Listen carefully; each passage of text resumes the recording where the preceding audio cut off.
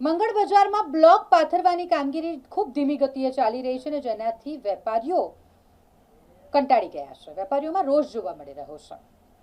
Block નાખવાની કામગીરી અને જેના કારણે ધૂળ ઉડતી હોય, માટી ઉડતી હોય ને એટલે દુકાનમાં રહેલા માલ સામાનને પણ નુકસાન થઈ રહ્યું છે, તેના પર ધૂળ ચડી રહી છે અને જેથી કરીને દુકાનદારોમાં આક્રોશ છે.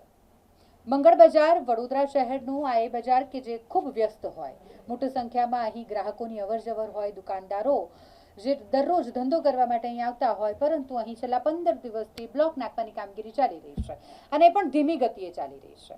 આ ધીમી ગતિએ ચાલતી કામગીરીના કારણે ધંધા પર અસર પડી રહી છે, કારણ કે ગ્રાહકો જે અહીં આવતા હોય તેમને હાલાકી પડે અને જે દુકાન ખોલીને બેસે છે દુકાનદારો, તેમના દુકાનના માલસામાન પર માટી અને ધૂળ ચડી રહી છે એટલે માલસામાનને પણ નુકસાન થઈ રહ્યું છે અને જેના કારણે દુકાનદારોએ આ કામગીરીને લઈને રોષ ઠાલવ્યો છે. સ્થાનિક વેપારીઓના જણાવ્યા મુજબ જાહેર કરાયેલા સમયપત્રક મુજબ આ કામગીરી અત્યાર સુધીમાં પૂર્ણ થઈ જવી જોઈતી હતી, પરંતુ હાલની સ્થિતિ જોતા કામ સમયસર પૂર્ણ થાય તેવું દેખાઈ નથી રહ્યું, જેના કારણે વેપારીઓમાં નારાજગી વધી રહી છે. વેપારીઓએ સંબંધિત વિભાગના અધિકારીઓ અને કોન્ટ્રાક્ટરને કામગીરીમાં ઝડપ લાવી રહેલ અને વહેલી તકે કામ પૂર્ણ કરવા માંગ કરી છે, જેથી બજાર વિસ્તાર ફરી સામાન્ય બની શકે અને વેપારીઓને વધુ નુકસાન ન ભોગવવું પડે.